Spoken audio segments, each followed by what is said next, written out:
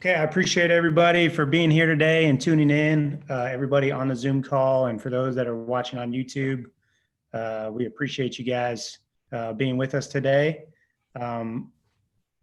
Before we get started with our panel, I always like to kind of talk about what we're about at Rising Coaches and why we kind of do what we do.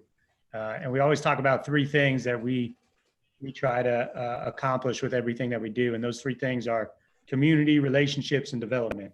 And so over my 17 years coaching college basketball, obviously there's a lot of ups and downs, and there's no straight line in this business. And so when we started Rising Coaches, one of the main goals behind it was to create that community of people who could kind of know exactly what you're going through in this profession, people that could support you and lift you up through all the ups and downs of it, without having to worry about trying to come off a certain way or, all the BS politics that goes into trying to navigate a career in athletics. So that's what our community is about. We're all about putting our members in positions to create genuine relationships. And I think anybody who's been around our organization, hopefully that word genuine is something that comes off and that you definitely leave with that impression. That's what we strive for is not just passing out business cards and exchanging phone numbers, but actually making a genuine connection and building a relationship that can help you personally and professionally. And then finally, development, which we've done a ton of in these last couple months, just trying to provide different resources and tools so that our members can work on their craft. And I'm excited. We've been doing some free content all week, and I'm excited to have another session of that today. When Colton kind of approached me about putting together this panel on scheduling and combining that with analytics, I thought it was a great fit for what we do. And so I'm excited to have Colton Houston here with HD Intelligence, and I'll let him introduce his panel. But Colton, I'm gonna mute my mic, man, and let you take it away. Awesome. Thank you, Adam. Can everybody hear me okay? Great. So like Adam said, my name is Colton Houston, and so I'm gonna talk for a few minutes up at the top here about scheduling, schedule smarter, and then we're gonna jump in and spend the most of our time doing a panel where I'll ask some questions of these guys, and I'll introduce them with a little more detail here in a minute. But the three guys participating in the panel are Adam Bauman from Alabama. All right, you can probably see him on there. Marcus Jenkins from Richmond, and then Russ Willemsen from Tennessee State. And we'll talk a little bit more about those guys here momentarily. But just to kind of set the stage, I'm going to share my screen. Hey, Adam, can you enable me to share my screen, please?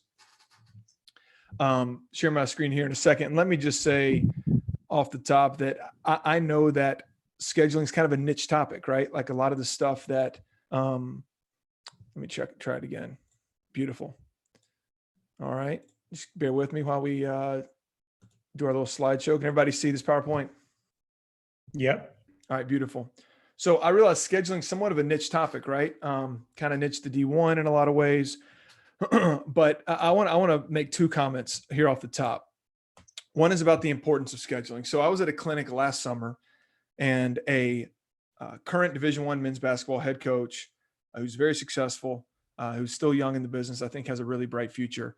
He was talking to a group of assistants who want to become head coaches. It was one of those professional development settings, and I was fortunate enough to be in the room.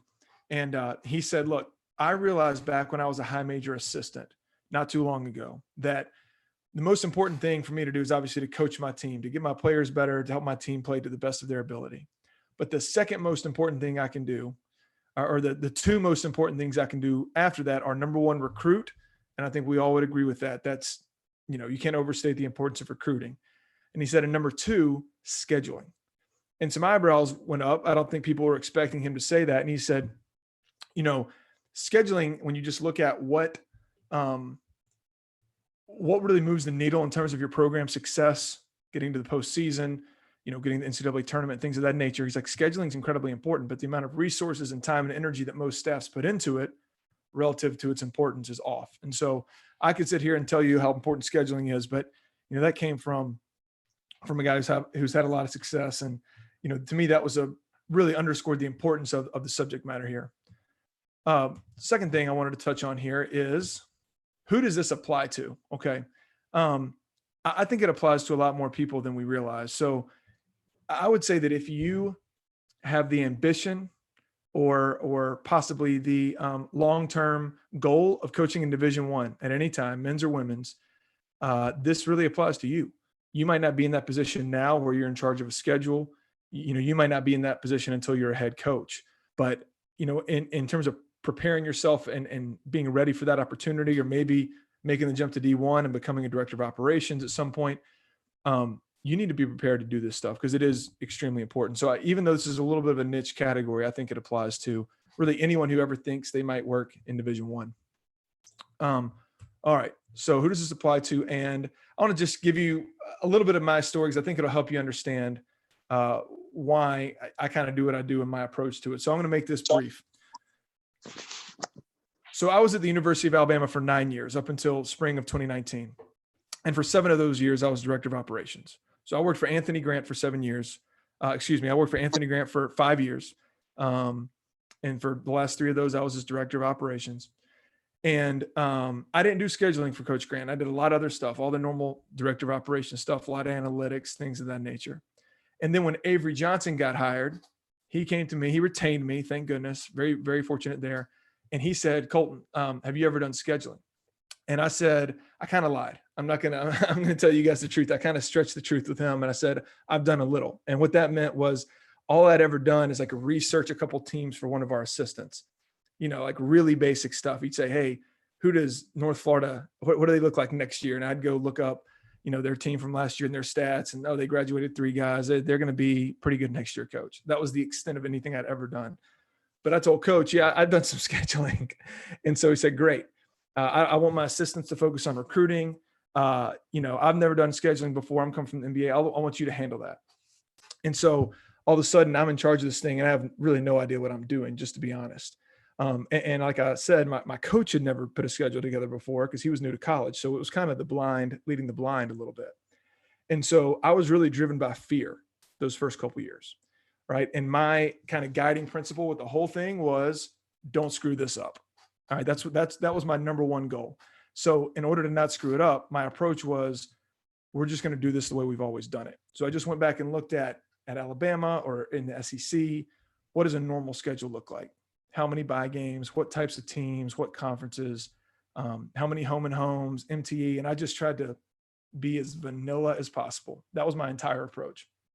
Now, I do want to say this before I continue with my story. I think we all need to ask ourselves the question, whether you're in this position now or maybe you will be in the future, excuse me, how do you approach scheduling, right? Are you doing things the way they've always been done, right? Kind of like I did, kind of a thoughtless approach to it, or are you pretty strategic with what you're trying to do? I did not put much thought into it. I was driven by fear.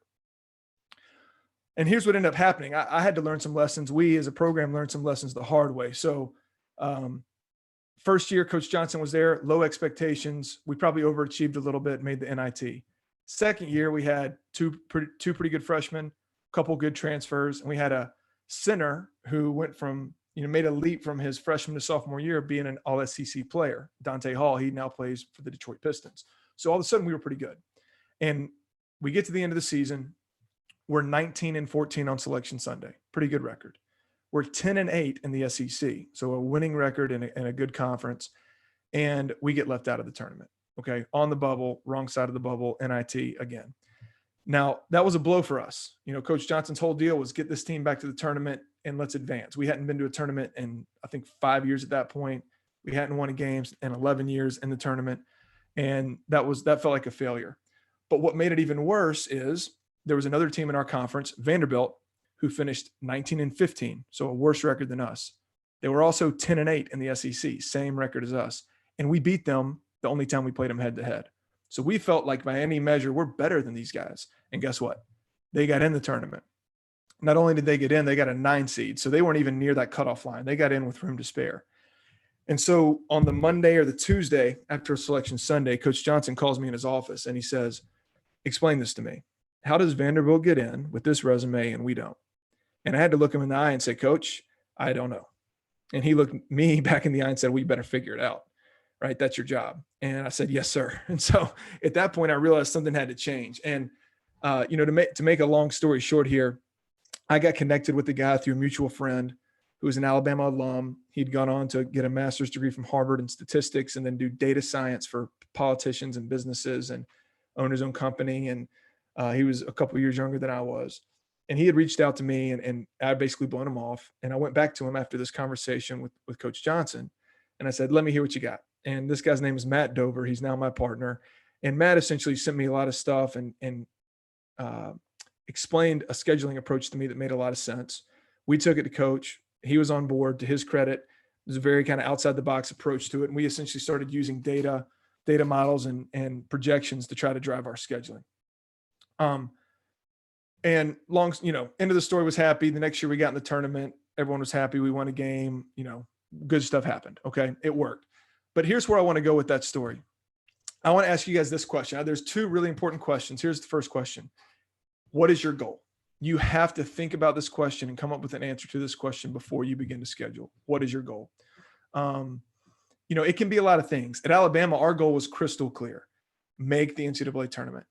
That took precedence over everything else. Now, there are other considerations for sure. You got budget considerations. You want to play a bunch of home games. Every team's different, but that was our number one goal.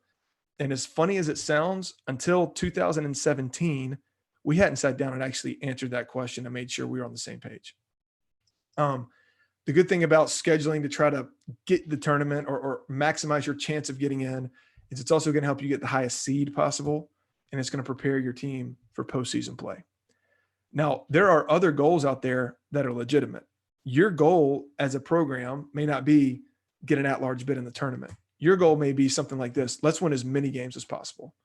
All right. And that is a valid goal, right? There are a lot of benefits to winning a bunch of games.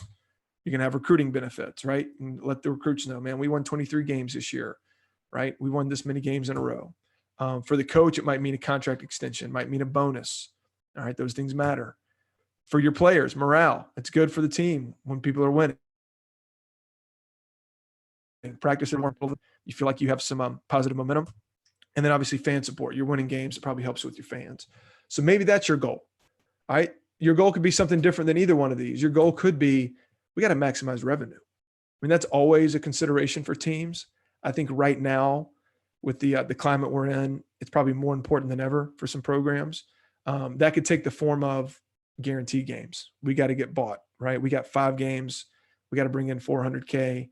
And that's the number one goal here. Or if you're a team that draws really well, we have some clients that are in this boat. That you got to play 18, 19, 20 home games because you make money off every home game. And that's the way you're bringing in money for your program. So maybe maximizing revenue is your goal. It could be something like be on TV as much as possible, right? Some coaches prioritize that. They're trying to raise the profile of their program. But whatever your goal is, just have one. Just think about it, all right? And make sure that everyone in the program administration is aligned with that so that you can have a plan to work towards that. And that leads into the second question here, which is, what is your plan? How are you going to achieve the goal you've set?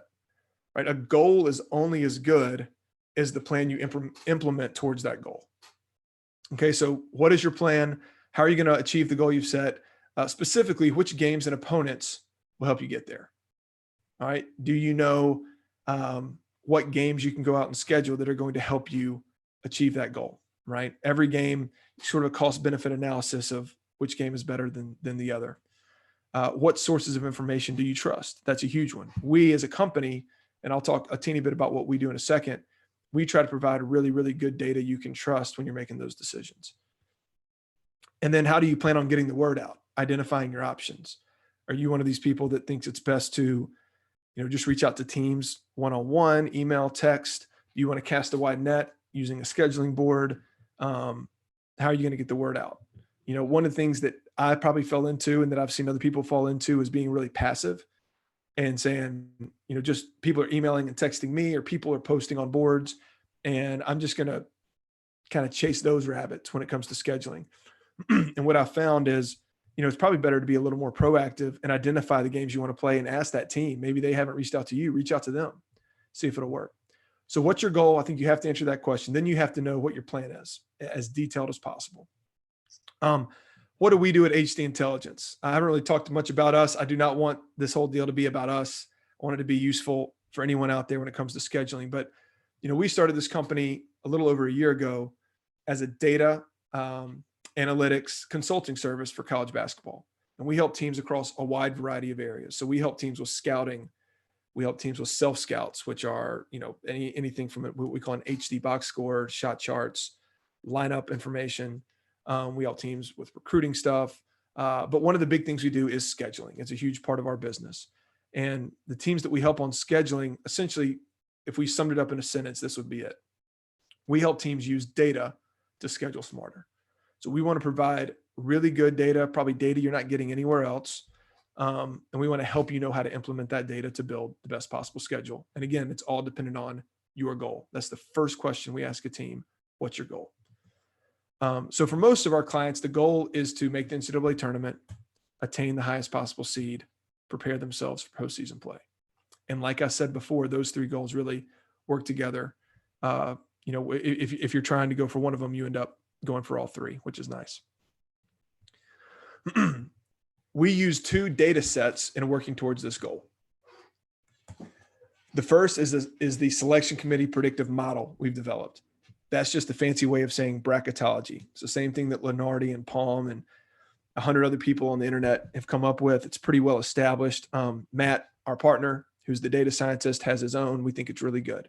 So we know what the committee looks at and how they evaluate resumes. The second data set are team projections. This is actually the more difficult data set. We've been working on this continually, trying to improve it for 4 years now. But essentially, we're trying to predict how good every team's going to be. And that's tough, right? It's March and April, and we're trying to predict how good teams are going to be in November and December. And we all know there's a lot of moving parts there in terms of the roster, coaching changes, transfers, NBA draft decisions, not to mention just the inherent uncertainty of predicting the future. So we use data, and we're constantly working to improve the quality of our data, right? And then we go to that data to help teams make more informed decisions. All right. So we really do take a scientific approach, even though we'll get to this here in a little bit. There's definitely an art side to scheduling as well. It's both an art and a science. So that's what we do at HDI. And at the end of the day, here's how we measure success. We want our clients' schedules to be an asset and not a liability on Selection Sunday. And without getting into all the data and the examples here, there are every year, of course, well, not this past year because we didn't have a Selection Sunday, but every other year on Selection Sunday, there are teams that if you look at their net, if you look at their KenPom, if you look at, their BPI, they should be in. They have really good teams. They have really good metrics, but they get left out. And then on the flip side of that, there are teams that probably don't have outstanding net ratings or KenPom ratings, BPI, and those teams will get in. And a lot of times people are like, well, what's the difference here? And almost every time it boils down to scheduling. So we want to help our clients use their schedules as an asset to give them a boost. Excuse me. So just to sum this thing up, and then I want to move to our panelists, have a plan. Have a goal. Obviously, we already said that. Have a plan to work towards that goal. Data is key. The more good data you can get your hands on, the better. We provide that for our clients. There's other places to go to find data. You don't have to work with us, obviously. You might have some people in-house. You might have some other sources. Want to put in, since we're talking about data here, a quick little plug for the scheduling board that we did with Basketball Travelers. This thing launched 2 to 3 weeks ago. Basketball Travelers has been around for a long time. They do a lot of foreign tours, and they've run the scheduling board for, 15, 20 years. And we partnered with them this last year to redesign it, rethink it.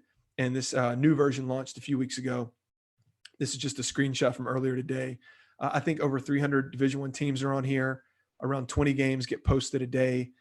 The interface is really good. There's a lot of ways to sort and communicate and look up games. But we've also included over here some analytics, some data that isn't readily available in other locations that hopefully will help teams make smarter decisions when it comes to scheduling. So that it's free. It's free for any Division I team. And I don't want to break any news here, but we're talking to them about building this out for the women's basketball world as well. So look for that maybe later this summer. I know I kind of ran through some of that stuff. because I want to give plenty of time to these other guys. But I do want you to understand where I'm coming from, where our company's coming from, and maybe give you guys a few tidbits here when it comes to thinking about scheduling a little more strategically. So I'm going to stop the screen share. Sorry to jump in. Yeah, Hey, go. do you wanna, open for questions real quick, or how do you want to handle questions? As they come, or just wait to the end? We can take a couple now if they're specific to what we talked about. Yeah. And then maybe move to the panel. Yeah, if there are any questions, go for it. Either raise your hand, or you can type it in the chat, or just go ahead and jump in. I'll kind of keep an eye out for that. I'll let you kind of move on, and I'll just jump in if we have a few. Hey, Colton, I have a quick question. This is basically for like NCAA Division I. Do you have any, like, for other levels? Is there any best practices that you might recommend for other levels, or do you just concentrate on that? Yeah, I mean, in terms of what our business does right now, we're D1. That's kind of our niche. You know, I think the principles that we laid out just now apply to any level. You know, if you're in the NBA, this doesn't matter because you don't control your schedule. But any situation in which you control your schedule, which could be Division I, II, III, it could be other sports potentially, that is going to play a role in where your team is at the end of the season. So I think the whole idea of having a goal, having a plan, kind of understanding what metrics matter the most, I think is probably applicable across levels. Thanks. Yeah, I was just thinking that metrics would change. So, but Sure. yeah, thank you. Yeah, no problem. Can I say, Adam? I think in a level, when I worked at Bryan, we was a national ranking team, and this team is the same basically. Unfortunately, we don't have a kind of help like that, you know. But I think the information you give is pretty accurate for our level as well, because we have to think if we national ranking and we didn't qualify for a tournament, we could get a beat, you know. So good to schedule a team that national rank as well, you know, and stuff like that. So it's pretty applicable to NA as well, you know. So. Oh, good. That's good to hear. Colton, I got a quick question. Are you guys actually making the schedules for these teams, or are you suggesting? Yeah, that's a great question. I mean, it's more of a suggestion. You know, the teams that hire us are kind of paying us to help them. So obviously they value the advice we're giving them at some level. And I think that it weighs pretty heavily. But at the end of the day, you know, whether it's the head coach or the AD or whoever's really making the final call on that, it's their decision. So that's when we call ourselves consultants, right? Is you think we have something good to say. That's why you're bringing us in. At the end of the day, it's your call. Just for the record, Colton makes our schedule. He definitely makes 100% of our schedule. That's not true, but You better believe that's what he'll be saying if they get left out of the tournament. that's right. Can we get that snip recorded just in case something really good happens? I can have that. I'm going to jump here and introduce our panelists a little more in depth. So the lovely mustachioed gentleman we just heard from there is Adam Bauman, Director of Operations at Alabama. Adam came with Nate Oates from Buffalo, where he was Dobo. He handles the scheduling at Alabama. He handled it at Buffalo. So he's got a perspective of a couple different levels, right? A really good mid-major program and now an SEC level program. And as he just sort of mentioned, Alabama is a client of HDI. So we have worked with Alabama now for 2 years on scheduling. And so he can speak to what that's like, but I just more wanted to get his perspective here about, you know, putting a schedule together at the level he's at, and, you know, versus what he was used to at Buffalo. The second gentleman that's joining us is Marcus Jenkins from Richmond. Marcus is the associate head coach there for Chris Mooney. He handles scheduling. Marcus, you played for Coach Mooney at Air Force. I have that right? Yeah, that's right. I did.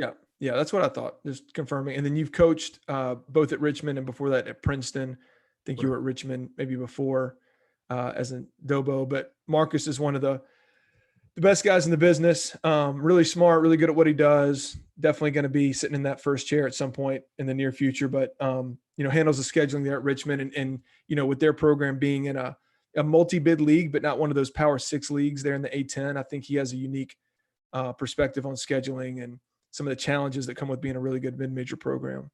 And then last, but certainly not least, is Russ Willemsen from Tennessee State. Russ has been at Tennessee Tech. He's been at South Alabama. Now he's at Tennessee State. He handles their scheduling. I think, first of all, Russ is one of the most well-connected and well-liked guys in the business. I'm sure, I think he's spoken on some Rising Coaches stuff before. You may have heard him talk. But, I think at Tennessee State, they're in a unique position because they're in the OVC, which is traditionally, not always, but traditionally a one-bid league. They're one of the better teams in that league. But they budgetarily, they have to get bought some, right? So they're balancing multiple goals. And one of those is, we got to bring in some money. I don't think they buy teams that are D1s at least, but they're going out and getting bought maybe 4 or 5 times a year. So really got 3 guys from 3 different levels, and y'all are sick of hearing me talk. So I'm going to ask them some questions and let them give some of their wisdom from scheduling. So let's just start with Adam. I want to ask this question to Adam and then Marcus and then Russ, but kind of building off some of the stuff I said, what is your goal when you put your schedule together, or goals if there's multiple goals, and how might that goal change from year to year? Yeah. So our goal, and even at Buffalo every year, our goal was to make the NCAA tournament. And I mean, obviously our first couple of years at Buffalo, getting at a large bid was just probably out of the question, just from our team standpoint.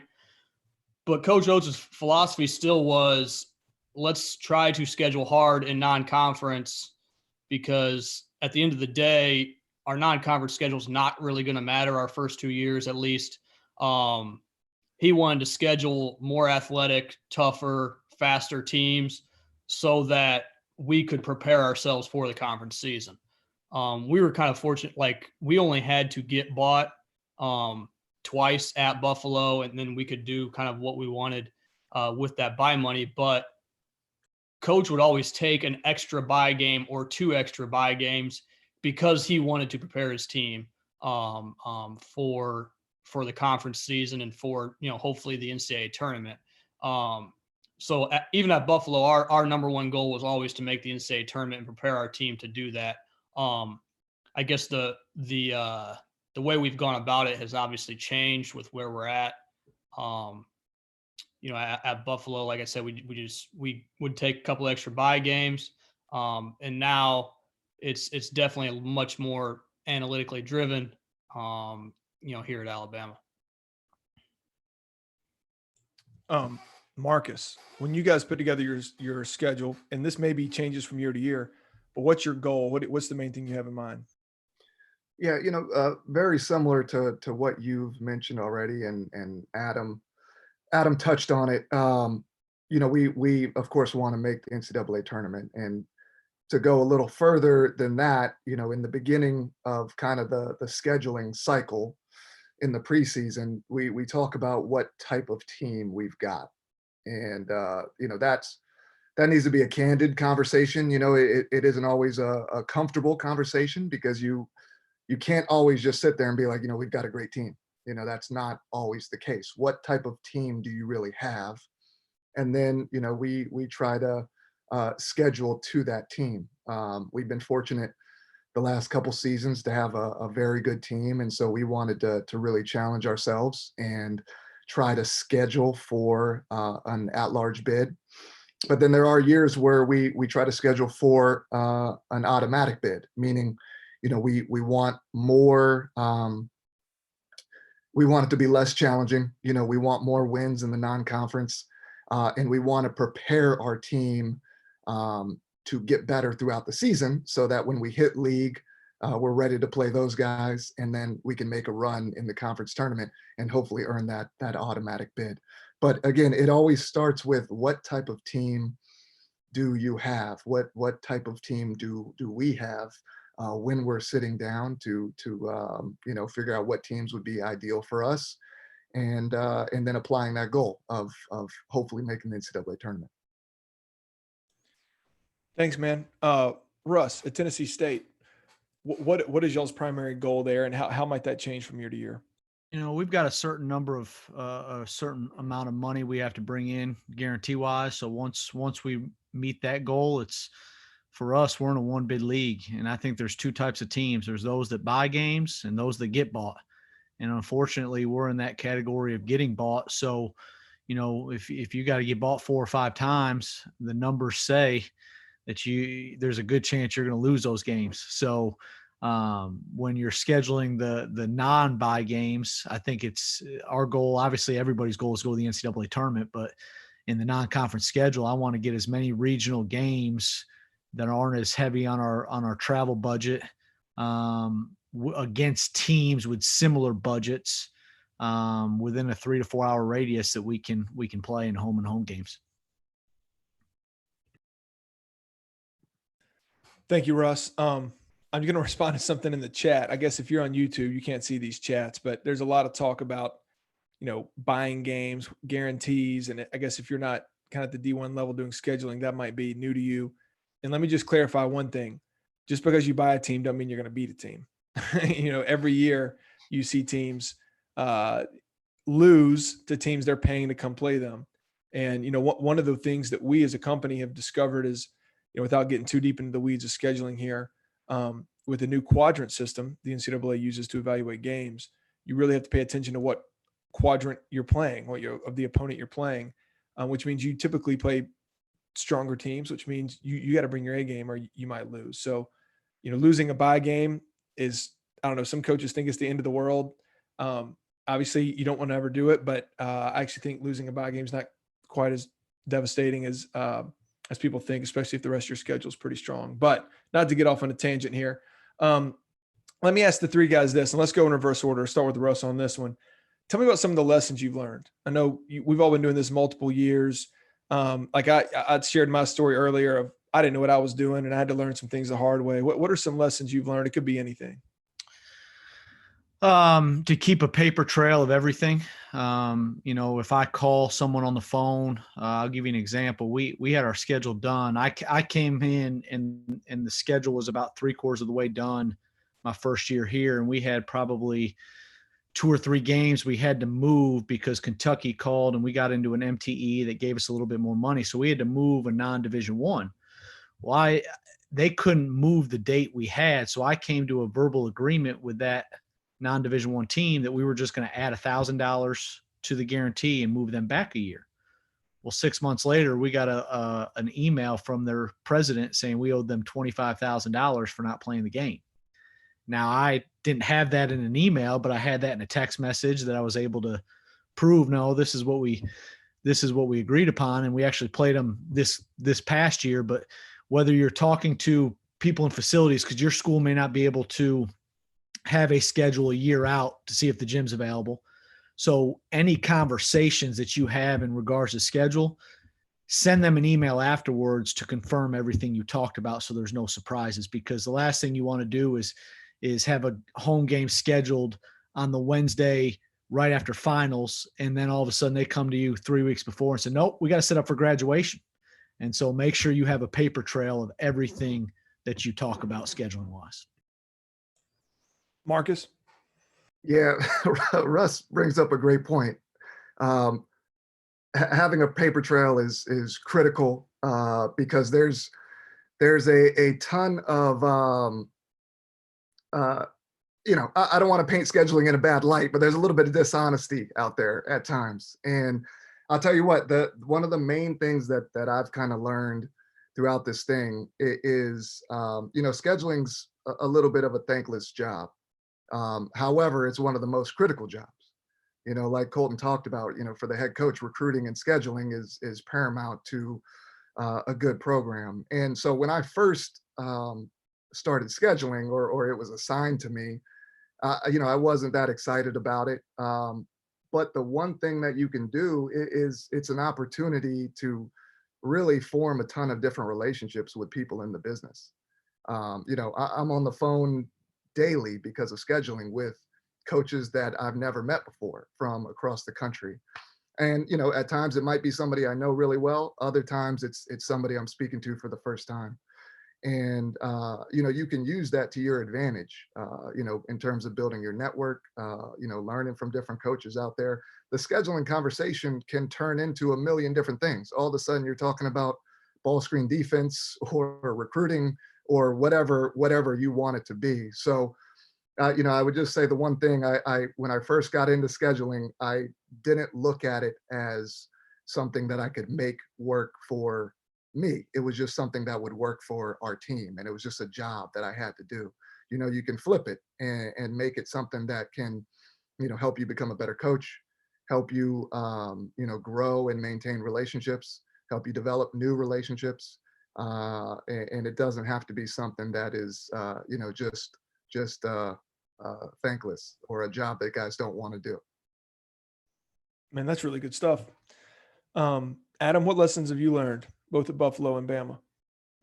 Yeah, so at Buffalo, that was my first time doing scheduling, and I learned early on that it's never done until both people have signed the contract. And part of that is like you never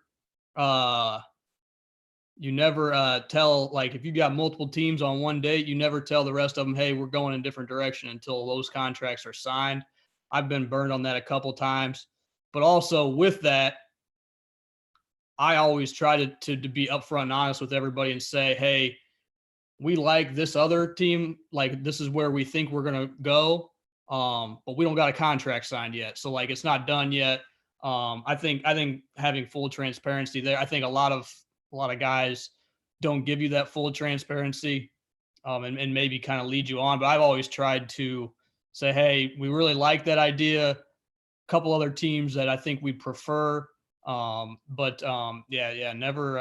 it's not done until it's done would probably be the biggest lesson I've learned early on. And then both points that those guys made, I mean, the paper trail is huge. I haven't been completely burned on it, but I could definitely see where you could definitely get burned if you don't have the paper trail. That's huge. I want to ask a question that kind of plays off of what both Marcus and Adam said, because you guys alluded to it, but I want to ask it just directly, because I found in scheduling, this is one of the kind of the most difficult aspects to it. So with all the negotiating that's going on, with all the moving parts that are involved, how do you handle that relational aspect? Marcus, I love your point about kind of turning what you thought was a negative into a positive and forming some relationships through scheduling. But you're, as Adam said, you got multiple teams you're talking to about one game, and you have to kind of juggle all those teams. So how do you try to be upfront, honest with people, right? Because you guys I know well, and you're all have high character, so you're going to be honest and upfront, but at the same time, you're trying to get the best deal for your team. So, and I'll just let you guys, whoever wants to speak up first, speak up. But how do you juggle those two things? Yeah, I'll go first. I mean, one thing I really try to do is be honest, but speak in general terms. So what I mean by that is, talking to a team that it might fit the type of team we want to play, meaning maybe we're looking for a quad 1 game or a quad 2 game, or right before Christmas we want to play a quad 3 game at home. I'll use those terms and be pretty general instead of just saying, hey, I'm talking to X team, Y team, and Z team. You happen to be team Y. I don't know where this is going to go. When in reality, that could be the truth. You don't know which avenue it's going to go down a lot of times. And your ideal team isn't always the team that you end up with. You might end up with, the team that fits what you were looking for, but it isn't quite exactly it in terms of the quadrant or whatever piece of data you might be looking at. So, I try to be, of course, honest and upfront. It really is the best policy in this whole thing. But, I'll try to be a little bit more general in terms of the type of team that we want to play, or the types of teams that we're looking at or considering along with that exact team that I happen to be talking to.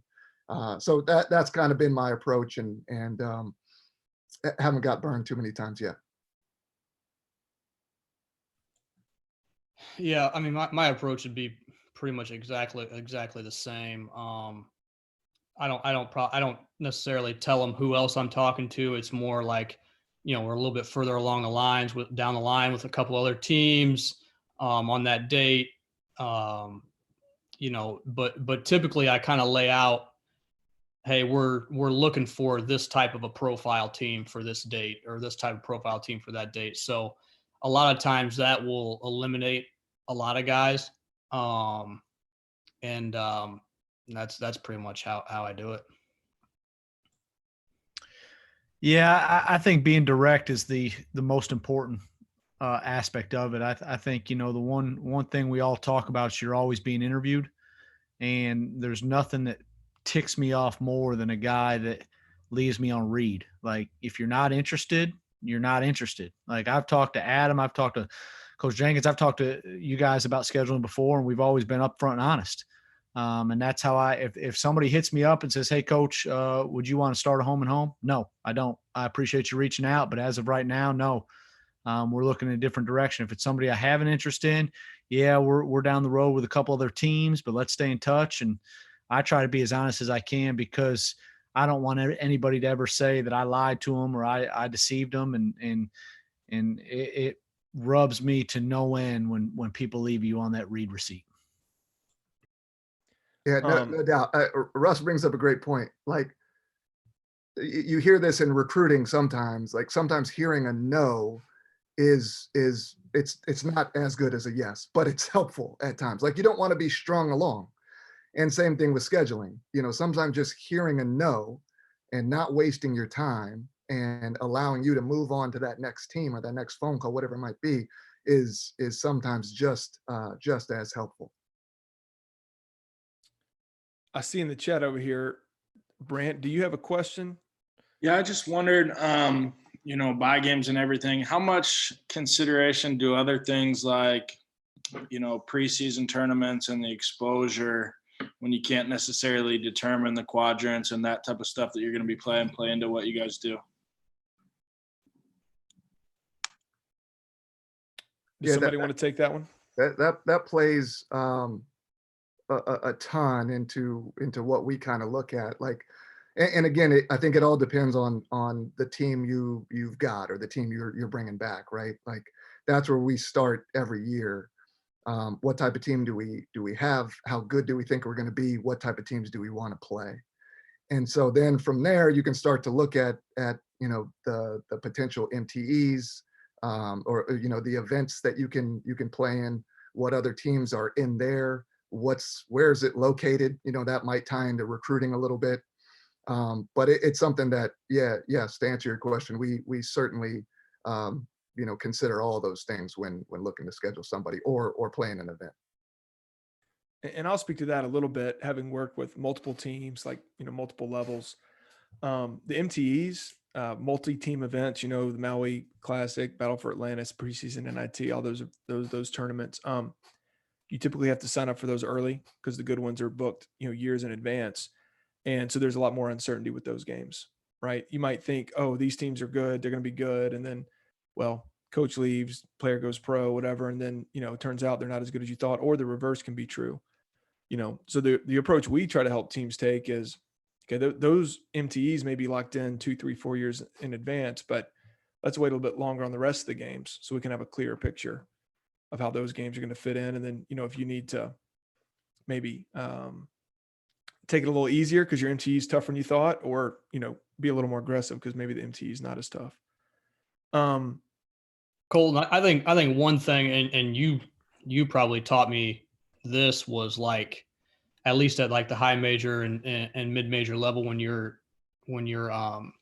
have the ability to buy teams, would be like, I don't even touch the buy games or the guarantee games until after the season. Like, it's all like, it's the MTE first. So like, we got the 2022 MTE set. So like, now I can start looking at like, what other high major series do we want to go along with that MTE? And then I just don't worry about those guarantee games until after the season. And that was not my approach at Buffalo, and it wasn't my approach coming into the job at Alabama. And I thought that was something huge that Colton kind of talked to me about, was like, there's definitely a rush to get your schedule done, but there's also not. Like, there's a lot of people looking for games right now. But it's all about trying to find the hardest to find profile games, get done first, and then kind of work your way down. Is kind of how I've tried to organize it. I think it makes a lot of sense. And I think it kind of goes back to something we talked about earlier, like what's your goal? I've had conversations with D1 head coaches, and I'll ask that and they'll say something like, I just want to get the thing done. I'm like, well, hold on, coach. Like in March, you're going to be thinking this is really important. And I realize it's April, May, and school's about to be out and you're about to start recruiting and you just want this off your plate. But, you're just going to take the first game that comes along, or are you really going to think about what's going to help you down the line? And so a lot of times we have to preach patience. With some schools, we got to say, you guys got to do something. But with a lot of the schools, more often than not, we're preaching patience because, this is obvious, right? But the longer you wait, the more clarity you're going to have about that team, about their roster, just how good they're going to be. Time brings you into a little more certainty with that. I see we have a couple hands raised down there. I don't know who was first. Tommy, I think from Lamar. Do you have a question? Yeah, mine's for Marcus. Marcus, I trust you're going to talk about, how important a good video coordinator is. So I won't bring that up to you or anything like that. But no, so my question for you is obviously you guys play a different style, right? You guys play the quote unquote matchup zone and the Princeton offense and stuff. And, so obviously, that probably comes up in conversations a lot. Like how difficult is that to try to convince teams to play you guys with, because quite frankly, I've tried to get up there and try to get back to this tobacco company for dinner, how many, all kinds of times, but, nobody wants to guard you guys, so how do you combat that in your scheduling? Yeah, I would start by not letting you do any of our promotion and telling our secrets or anything like that. But it's a fair point. We do run, well, I like to say now, like Coach Mooney's been here at Richmond for 16 years. And, so we kind of like to call it the Richmond offense now. But it is a little bit different. And, we like to think that it's pretty efficient. And so I do talk about, that's brought up in scheduling conversations for sure. But I think that, that type of data in terms of like numbers and efficiency is out there for everybody, and everybody does things a little bit differently. So we've kind of gotten to the point where, and thankfully, we kind of bring some good numbers with us for other teams. We've got our whole team coming back, and we had a very good net last year. And so when that does come up, I kind of point to how we finish the season and how good we're going to be. And granted, there's plenty of teams that don't want to entertain that, but there's certainly quite a few that do, and they want to play, quality teams that they know are going to help their numbers and help their NET as well. So I think the challenge for us right now, more than explaining away our offense or defense, is just convincing another quality or solid team to play us, because we're both going to benefit from that. Thank you. And I think we might have one more question. Matt, do you have one? I do. Thank you. How I've heard multiple times, and more and more of you guys say this and talk about how good you're going to be. And when you're scheduling these games, how you almost quantify how good they're going to be in November, as far as, and opposed to how good they're going to be in February, and how do you kind of account for those types of obstacles In terms of the potential teams you're playing?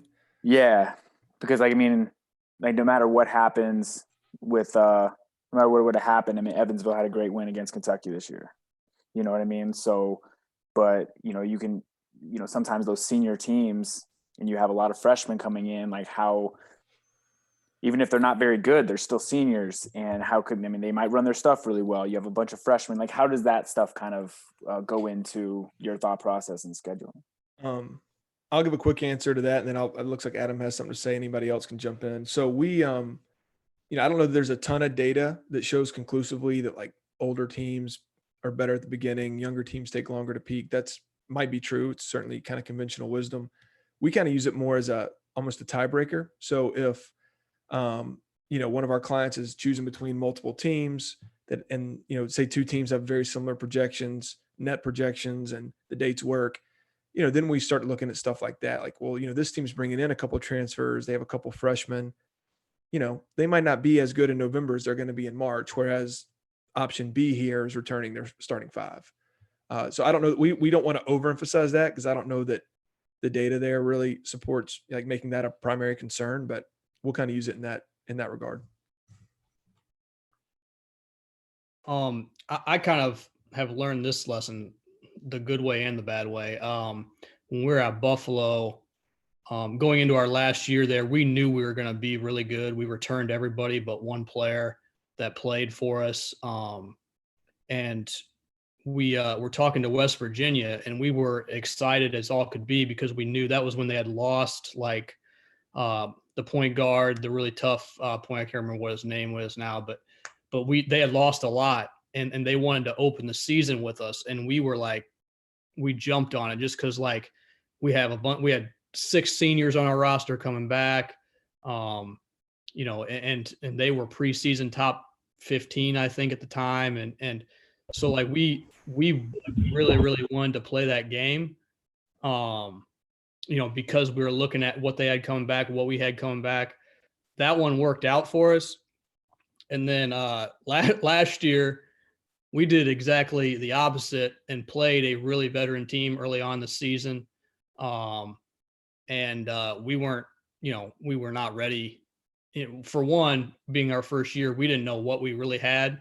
So that was like on top of, we thought we'd be pretty good, but again, we had not, been in the dogfight with these guys quite yet. So we really didn't know what we had. And we lost our season opener, and looking back on it, that was something that like Coach and I talked about, like where like I definitely made a mistake on that one. Not that we, shouldn't have played that team. I think it was a great game. It was a great net game. It was a great game to play. Maybe just not on that date. Maybe if it was 2 weeks later where we had, a couple more games under our belt, it would have been a lot smarter game to play. But those are just 2 examples, I guess, that kind of speak to that point. Hey, Adam G, I've got a few more questions for these guys, but I'm also trying to be mindful of time.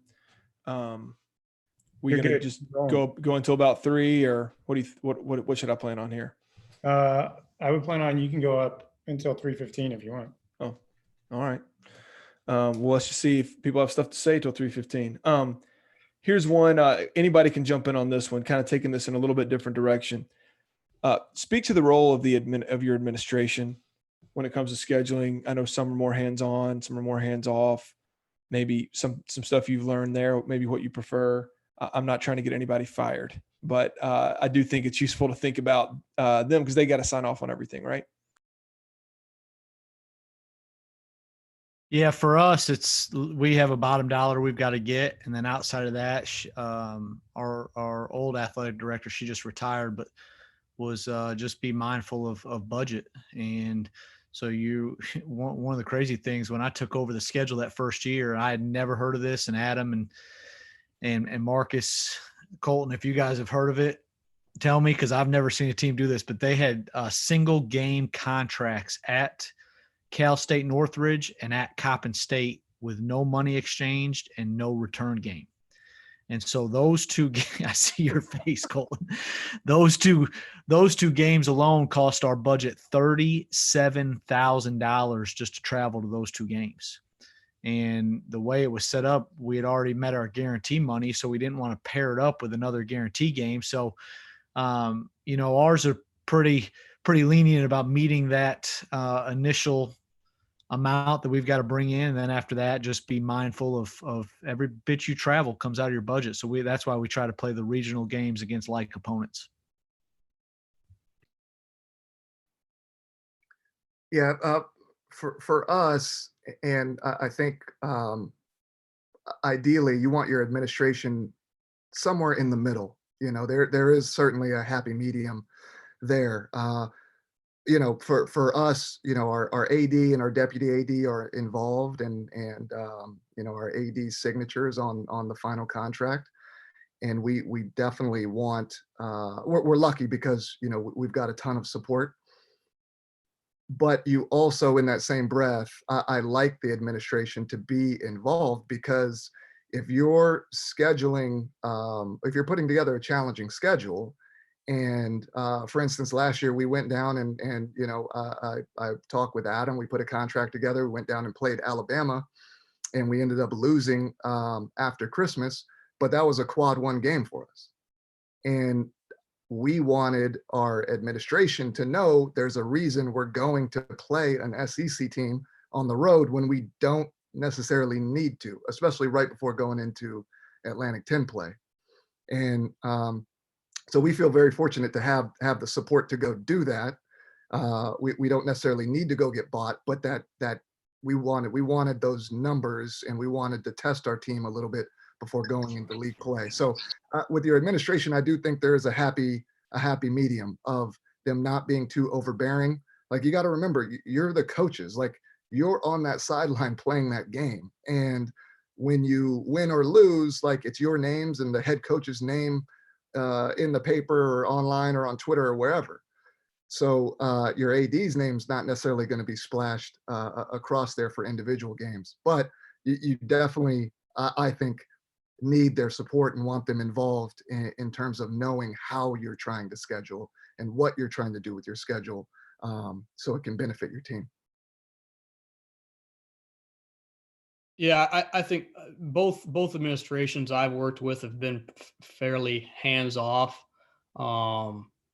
but also, like, they still are involved, and obviously have final say on if we do or do not. But kind of to touch to Marcus's point, like, I mean, if you would have told me like that, like 2 years ago, buying Richmond a really, really good team, going into conference like that, on the surface, that probably does not look very smart.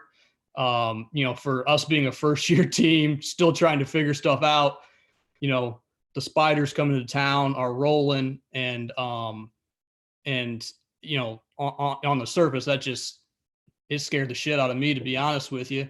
And even when we scheduled the game, I was just like, Coach, I don't know, man. Like, the way they play, they're going to be back cutting us and all this different stuff. Like, I don't know if we're going to be ready for all that. But, lucky for us, we played well enough to win the game. But having the support of the administration and knowing what we're trying to do scheduling wise, kind of to Marcus's point, even on that side of it, like, hey, we could buy, a 300 net team here after Christmas, but we want to, we're with the NCAA tournament in mind, we needed a profile game like that. And Colton, I don't know if you remember, but I want to say that game from the predictions was pretty close to a 50-50 game. So, our administration, knowing that we were willing to take those risks, and them having our support to pay that money to play essentially a 50-50 game, is not something that a lot of people are willing to do, and do. So I think our administration has been pretty hands off, but they've also been understanding, I think, of kind of what we want to do from a scheduling standpoint and challenging ourselves. Adam G had a question here in the chat we might want to address. How much haggling do you guys do when it comes to guarantee money? Be good to get Russ's take on this, and then, maybe Adam's take. Marcus, you guys are in the middle. You buy games and you, I guess, occasionally get bought. So I guess everyone can speak to that. I think one of the things that we take advantage of is trying to tie hotel rooms into the guarantee. So when we reach that set amount that we've got to bring in, we don't get to keep. So if we go 30,000 over that, we don't get to keep that. So if I can take 5,000 less from each guarantee and tie in 2 nights hotels, at the end of the day, that's going to save our budget $1,500 a night in hotels. So this past year alone, we had in our contracts with our MTE and other buy games, we had 9 free nights of hotel rooms. So that saved our program. Probably you're talking probably $10,000 to $15,000 right there that then we can spend on other things for our players. So if you can negotiate, I've heard some teams, like if it's a Nike school, they can add, $5,000 or $7,000 of Nike money to a contract, and you take less guarantee. And so, if your guys need new shoes or new uniforms, they can tie that in. I won't give the bottom line figure because I don't want to throw them under the bus. But one of the teams we played my first year when I got here, we tied in 5 laptops, sports code, Apple Care on the laptops, and a new camcorder, and that was valued at probably $27,000. So that's is that the year you guys played the Boston Celtics? That's $27,000 that we did not have to spend out of our budget. So when you can tie stuff like that into a contract and still reach your end goal of the financial amount you've got to bring in, I think that's a win-win for everybody.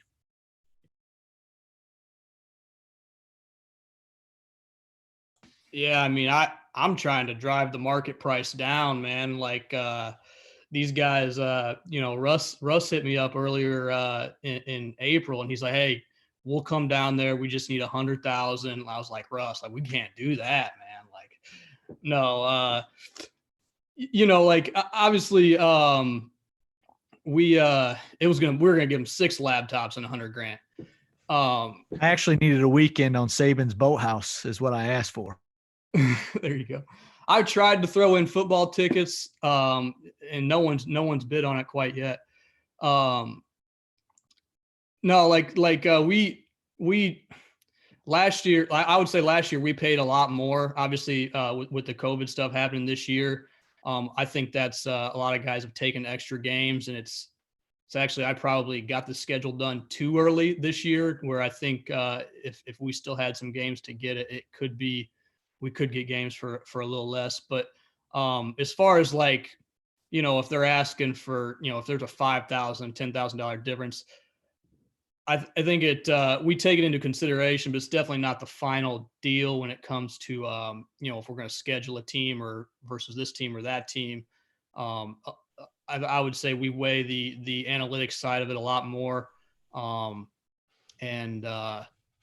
if there's 2 equal teams and one's willing to take a lot less, then we would, we'll definitely probably go in that direction. So true story, Adam, I think you're probably joking about trying to give away tickets, but when I was at Alabama, we were buying a game. I think this is before I knew what the heck I was doing. And we're just trying to buy some teams, that we could beat basically. And this head coach was doing his scheduling for himself. So I was talking to the head coach, and he wanted a certain amount. And I said, "Coach, we can't do that." And we were basically like $5,000 apart in the price. And he said, "Listen, if you can give me 2 tickets to, I don't even remember what game it was. Like, I don't think it was like Bama LSU, like Bama Tennessee or something like that."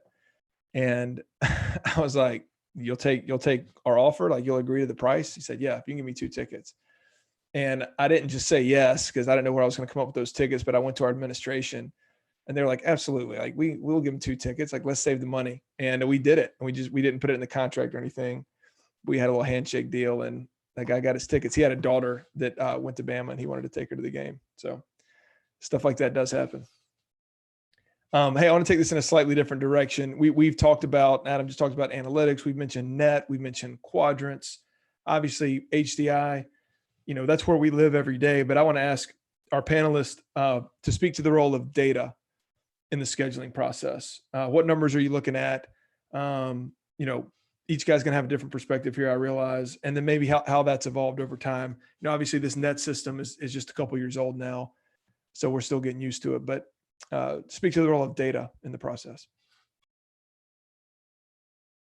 I can go first there. So ours has certainly, evolved over the last few years. The data that we used to look at the most was mostly like averages, 3 to 5 year averages of wins, offensive efficiency, defensive efficiency, and then like your defensive field goal percentage. So those were the big things that we would look at, and then along with that, who was returning on the team. And I know that's not a stat, but it was a piece of information that we would really look at. And it used to be much easier, right? Like especially in Division I, the transfers weren't as as crazy as they are now, you usually had a pretty good idea of who was returning, and you have to do a little bit of research to see who they'd have. They'd have a guy or two maybe sitting out, but there wasn't as many. The rosters weren't as in flux as they are now. So the things that we look at now, and to be totally honest, like we use HDI and Colton for a lot of the in-depth data and the stats that dig down a little bit, but we still do look at the projections, which are easier to do in terms of access to data. But again, they're projections, right? Like they're not always right. And this was brought up a little bit ago. Like it might be a younger team that gets better throughout the season. All of a sudden, they're in league play and they're running through their league, or they are clicking, or have started to gel, or maybe there's a transfer that comes eligible at semester. I say all that just to really to say, like, the projections are what we kind of consider the most.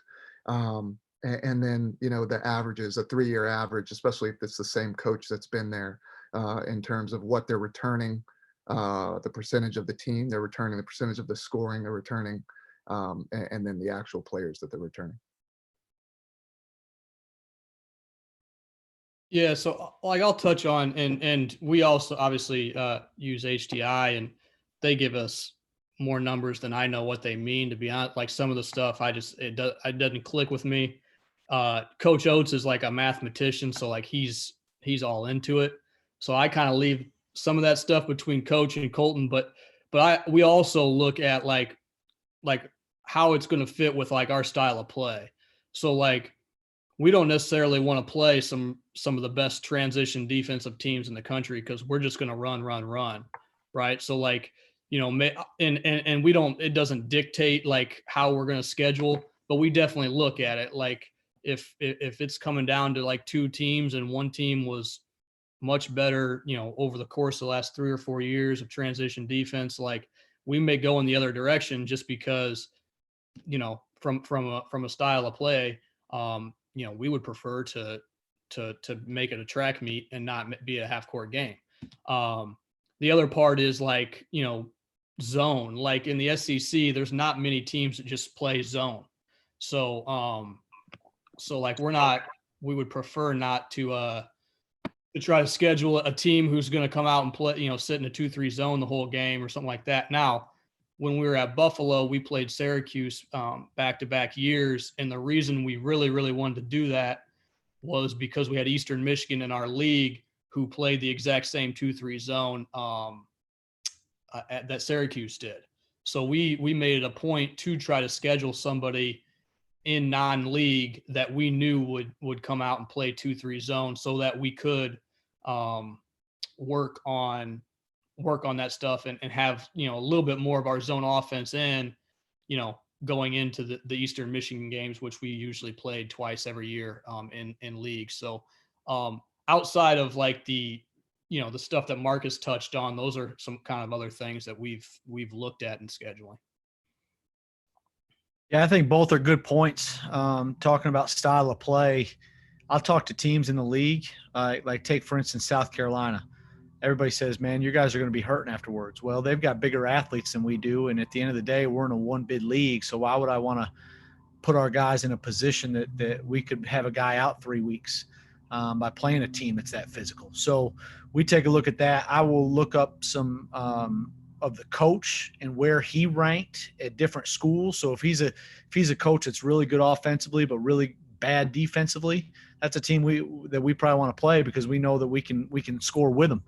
And then, like Marcus said, talking about looking at roster, do they have a guy that's eligible at Christmas? Were they really good last year? Then you take a team like Lipscomb or Furman that run these systems. If they have 6 new freshmen, they're going to be better in the middle of December than they were in the middle of November.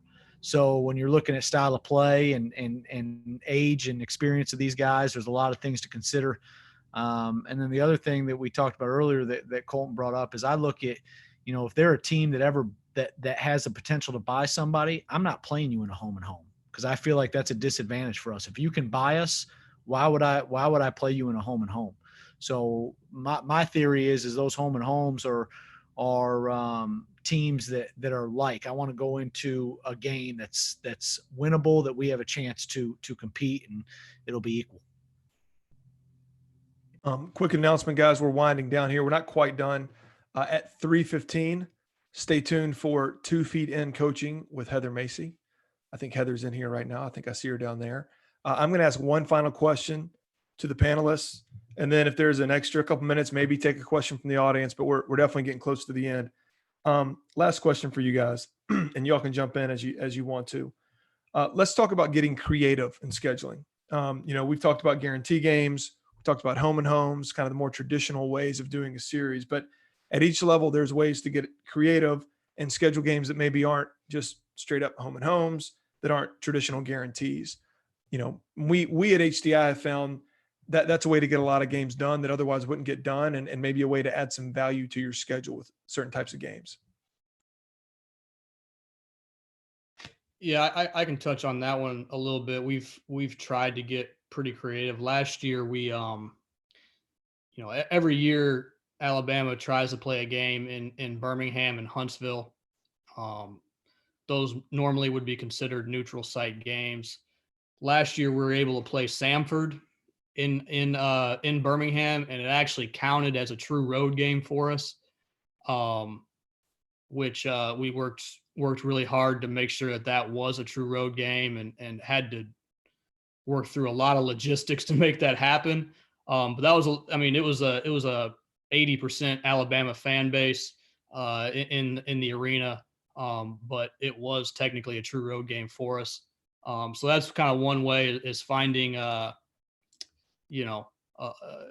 local team that you could, you could go play them on their home court, but we decided to play on a neutral site, but we were able to make it a road game. And then also on our end, coach has no fear when it comes to playing mid majors, like on the road or in their home gym. Like he's actually all about it. He's way more about it than what Colton is. But whenever we do release our schedule, we should have a couple of those in tow this year. But coach is big on we need to test ourselves on the road, but we'd much rather probably go on the road and play a good mid-major team than maybe go on the road and play a top 10 team in the country or something like that. Play in a hostile environment. You still have a pretty good chance at winning the game, but it's going to be a hostile environment. It's going to be crazy. And the kind of way we do that is just trying to get in some 2-for-1s. That's good to know, Adam. I'll be expecting that return game soon here.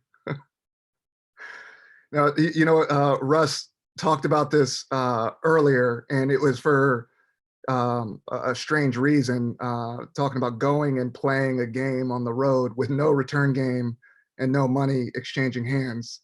We haven't quite thought about it in that exact sense, Russ, but we're in a fortunate situation this year, again, with our whole team coming back, and we're trying to schedule for an at-large bid. So with the things happening with COVID and some of the money drying up for a lot of programs, we have been offering not to hop into a series, or not even want a return game, like just going and playing a high major team on the road for little to no money, just because we want that quad one game and know what it potentially could do for our numbers and our net. So that's not a typical strategy of ours, but we're in the position to just consider something like that for this season. But that's a little bit,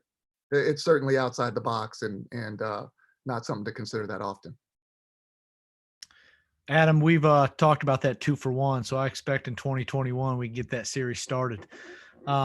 We've been traditional with our stuff outside of that those two road game series on the road that I say series, but never got returned. But I think the most unique thing we do with scheduling is what I said, where we try to tie some hotels and stuff into it to save our budget. We are in the process of working in a city right now close to Nashville about doing an HBCU Classic Day where some D2s play before us, non-Division ones, and then we would play somebody to cap off the night. So that would be a neutral site game. But I've tried to work on some triangles and stuff with teams in our league where we'll pair up with two teams from another league and we go play them. Those two teams are close in the same region on the road one year, then they come back to us the following year. But I've had zero success with that, but that's some stuff I've tried to experiment with. The one other thing we did at Buffalo that I forgot about was going into our last year, we were trying to kind of schedule to try to get in that large. And no one wanted to play us coming off in-state tournament, where we had beaten Arizona and stuff. No one, we were struggling to find games. And we had talked to Southern Illinois about starting a series, and they were kind of in a similar situation to us where they had almost all of the roster returning. And so we ended up actually playing a series in the same season.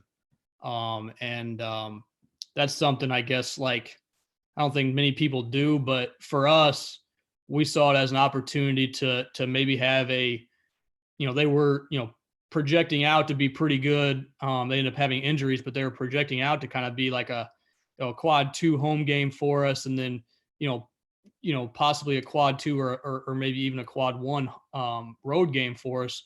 So we went ahead and did it.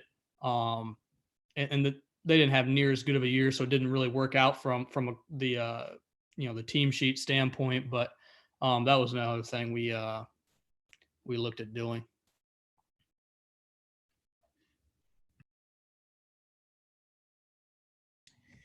Hey, I want to thank everybody for their time today. Our panelists, Adam Bauman, Russ Willemsen, and Marcus Jenkins, and of course, Colton from HD Intelligence for putting this together. That was really good stuff. Colton, where can people find out more about what you guys do? Yeah, all the usual places. We have a website. Actually, it's getting updated today, so it'll be back up and running tomorrow. Twitter, HD Intelligence on Twitter. Follow me, whatever. My number, I didn't give it out, but Adam's got it if you want to get in touch with him. My email's on the website, so I'm easy to get a hold of and would love to connect with anybody here. Do you want to plug the scheduling board one more time? Or Sure. So it's open. It's free to use for all Division I men's teams. The women's version's kind of in the beginning stages. We're going to hopefully have that done by the end of the season. But for any folks who are in men's Division I, if you have an email address, you can sign up for free. We think it's really good. We've gotten a ton of good feedback. 300 schools are using it, and about 20 games get posted a day. So you can go on there and just search for games. You don't have to post. People don't have to know you're looking, or you can post there, and there's a lot of analytics and all the bells and whistles we could put on it. So it's btischeduling.com. So pretty easy to find. Great stuff. Thank you guys so much. Okay, we're going to ask everyone to stick around. Up next, as Colton mentioned a minute ago, which Colton, by the way, well done. You sounded like a true radio announcer or TV host with your stay tuned. But coming up next right now, as a matter of fact, 2 Feet In coaching with Heather Macy. Heather, what's up? Are you on the call? I am, Adam. Thanks so much. Appreciate it. Thanks everybody for tuning in and kind of sticking around. We're going to go for maybe 30 minutes today, but we're going to talk about a topic that's really passionate to my heart. And I'm going to talk to you guys, coaches, first. You're going to want